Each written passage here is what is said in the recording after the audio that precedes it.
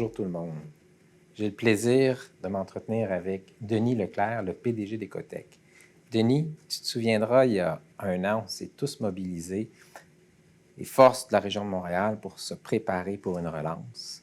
On avait identifié dans chacun des secteurs les grands enjeux du moment, les actions à poser, les opportunités à saisir.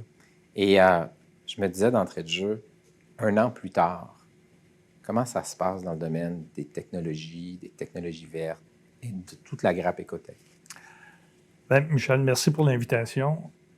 Bien, ça va mieux parce qu'il y a un an, je vais prendre l'expression d'un de nos entrepreneurs, on saignait du nez. Il y a plusieurs entrepreneurs qui saignaient du nez. Et là, on voit qu'il y a un regain grâce à quoi? Grâce surtout au plan de relance verte des différents gouvernements. On voit que là, il y a une orientation qui se raffermit, pas seulement au Québec ni au Canada, là, mais je parle à l'international. Alors, ça nous permet d'envisager la prochaine année avec beaucoup plus d'optimisme que lorsqu'on s'est vu l'an dernier. Quand on avait mobilisé tout le monde, on s'était attardé à développer des plans d'action. On voulait provoquer des gestes. Puis, j'aimerais t'entendre, un an plus tard, quelles sont les actions que tu as vues avancer sur le terrain durant cette année? Bien, nous aussi, avec le plan d'action, on s'est dit qu'est-ce qu'on peut faire concrètement et à court terme pour aider les entreprises à redémarrer leurs opérations. On se souvient, il n'y avait plus d'exportation, il y avait des bris dans la chaîne d'approvisionnement. Et on avait un focus d'achat local, bien sûr. Alors, on s'est dit, parfait, on va faire... Souvent, on dit d'Ecotech qu'on est le Tinder de l'économie verte. Ça fait qu'on rapproche des entreprises industrielles manufacturières qui ont des besoins avec des innovateurs. Alors, c'est ce qu'on a fait. On a créé un nouvel événement qui s'appelle les Grands Rendez-vous pour une relance verte et prospère. Et on a fait 2 grands événements de rendez-vous au cours de la dernière année.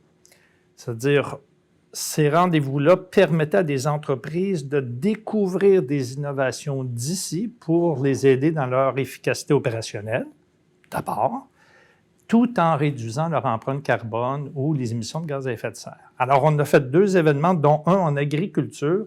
Tu te souviens, on parlait d'autonomie alimentaire, puis d'agriculture durable. Alors, on en a fait un aussi strictement pour des entreprises en agriculture. Et ce que ça a donné?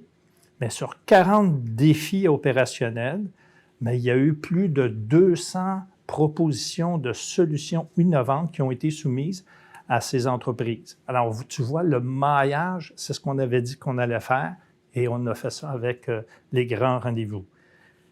Ce qu'on a fait aussi, c'est qu'il faut préparer pour l'exportation.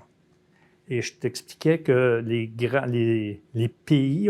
plusieurs pays ont des plans de relance verte, notamment les pays de l'Union européenne ou dans leur plan de relance, l'argent que l'Union européenne leur donne ou leur prête, 37 % de cet argent-là doit être en économie verte.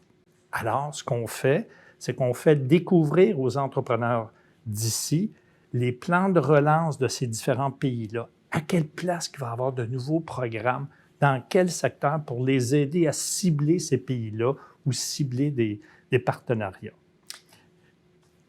On a fait une autre chose aussi. On voulait mobiliser l'écosystème. Tu te souviens, c'était un des objectifs. On a créé la Semaine de l'économie verte au mois de mai dernier. Et en quelques semaines, on a mis ça sur pied, développé la plateforme.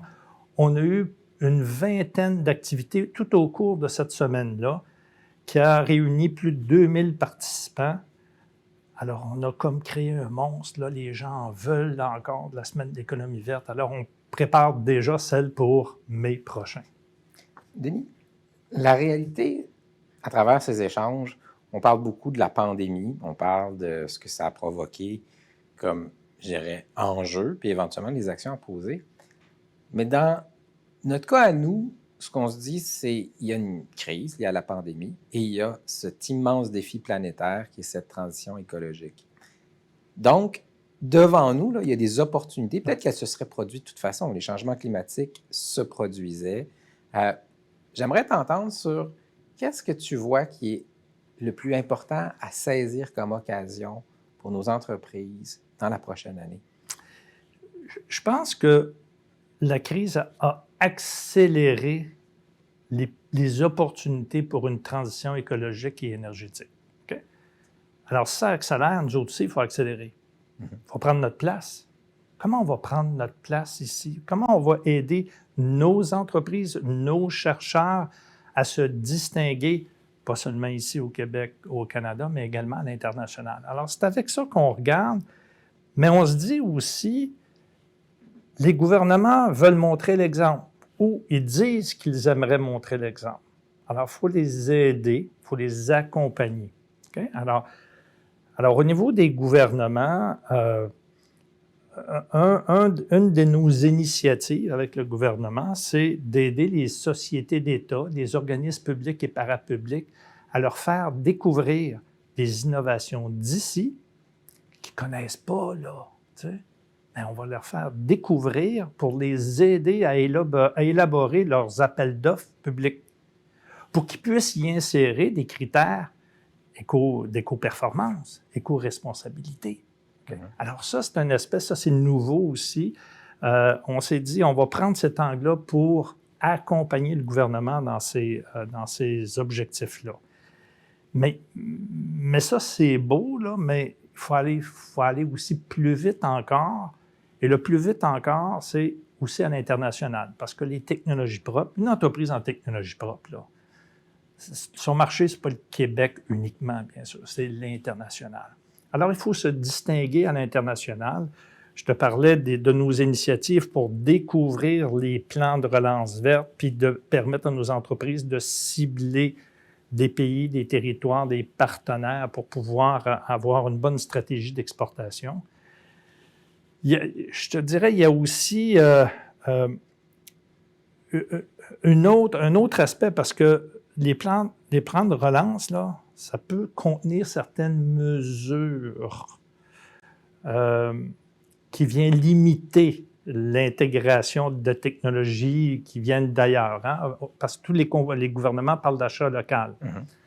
Alors, il faut plutôt découvrir aussi des partenaires. Alors, si on est capable de s'associer avec des entreprises dans d'autres marchés, on devient les yeux et les oreilles pour eux autres ici en Amérique du Nord, puis eux deviennent nos yeux et nos oreilles dans leur territoire, puis on crée ces liens-là stratégiques pour après ça, ensemble, faire profiter les autres pays et les autres territoires de nos innovations. Quand on essaie d'avancer, on s'est beaucoup attardé dans la dernière année à traduire ça en gestes concrets.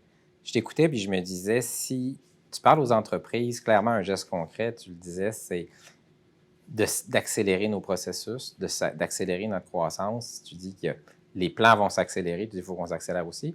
Puis deuxièmement, tu dis, il faut aussi regarder à l'international le marché pour nos entreprises qui va être porteur, c'est pas juste le Québec. Je t'entendais sur les gouvernements en disant il faut que les gouvernements, à travers les marchés publics, s'organisent pour que ça serve à l'innovation d'ici. Et aussi, j'imagine, par rapport à l'exportation, tu y vois un rôle pour les gouvernements à aider des entreprises d'ici à détecter les bons marchés puis à y aller. Est-ce qu'il y a d'autres gestes concrets qu'on devrait voir se matérialiser dans la prochaine année? Bien sûr qu'il y en a, Michel. Je n'aurais pas pu dire non. C'est sûr qu'il y en a. Puis, on a une initiative, justement, en train de mûrir, là, qui est de... Quand je dis faire découvrir des technologies propres, là, c'est parce que des entreprises me posent souvent, des entreprises industrielles, manufacturières, me disent toujours « Ah, c'est le fun, Denis, ce que vous faites chez Ecotech, mais donne-moi des exemples de technologies propres. Voici mes enjeux, donne-moi un exemple. » Alors, on s'est dit, il faut les aider rapidement, ces entreprises-là, à détecter les innovations d'ici pour les aider à améliorer leurs opérations tout en réduisant leur empreinte carbone et leur empreinte environnementale. Alors, on est à créer, je ne veux pas dire un Amazon des technologies propres, là, c'est pas ça du tout, mais je vais prendre un autre exemple, pas Amazon, mais un site à la Ricardo. qui te donne des recettes. Voici l'ingrédient que j'ai, voici ce que j'ai dans le frigo. Qu'est-ce que je peux faire avec ça? C'est un peu ça. Une plateforme à la Ricardo qui va donner certaines idées de recettes à nos entreprises, nos industriels, manufacturières et organisations et gouvernements, ministères. Quelles sont les solutions qui existent qui pourraient les aider à atteindre leur objectif? Alors, on va se faire un Ricardo Écotech. J'aime beaucoup l'image. On parle d'achat local, on peut parler d'inspiration locale. Bravo. Peut-être en terminant, on a de plus en plus le concept d'économie circulaire. Et l'économie circulaire, assurément, ça a une forte connotation, je dirais, de transition écologique. Ben oui. Pour beaucoup d'entreprises, ça demeure encore complexe. Est-ce que, à travers les opportunités et cette économie circulaire qui est en train de se développer, on va, dans la prochaine année, voir des exemples concrets ici d'entreprises qui basculent dans ce modèle? Il y en a déjà. Il devrait en avoir encore plus. Et l'économie circulaire, quand tu y penses, là, c'est une façon de faire.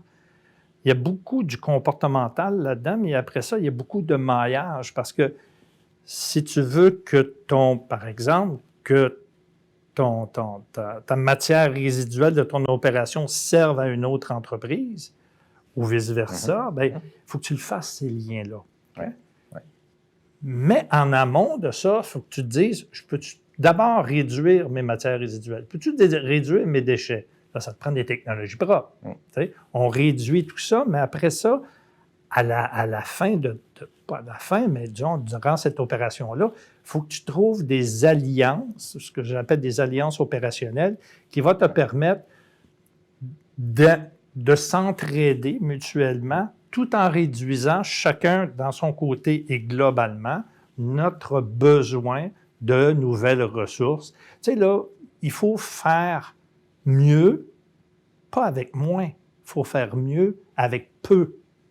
Alors, peu, ça veut dire qu'il faut travailler ça en équipe et c'est là que l'économie circulaire entre en ligne de compte. Quelqu'un me disait récemment, il va falloir qu'on se dise en quoi va consister la matière résiduelle à la fin pour qu'elle puisse être réutilisée. Donc, dès le départ, je ne me préoccupe pas juste de mon produit, mais je me préoccupe ultimement du produit résiduel, de la matière résiduelle, et j'essaie de faire en sorte que ça ait toujours de la valeur, ultimement. Et quand tu dis ultimement, si on prend des exemples de déchets ultimes, mais tu as déjà une autre entreprise qui s'appelle Enerkem qui va faire du carburant renouvelable à partir des déchets ultimes. Alors, tu vois, là, jusqu'où on va étirer qu'on pense que c'est un vrai déchet, mais non, ça reste toujours des matières résiduelles. Ça fait que c'est une belle démarche là, qu'il faut accentuer au cours des prochaines années. Merci, Denis. Encore une fois, notre objectif, c'est de rester toujours aligné sur les enjeux du moment et aussi de voir venir les prochains gestes qu'on devrait réaliser ou, à la limite, inviter le gouvernement quand c'est lui qui devrait les poser. Merci beaucoup, Denis. C'est la clé si on veut créer de la richesse durable au Québec. Merci à vous d'être avec nous. Je vous invite à écouter les autres capsules qui sont disponibles sur les autres secteurs de force de Montréal. Encore une fois, merci beaucoup, Denis. Ça fait plaisir, Michel. Au revoir.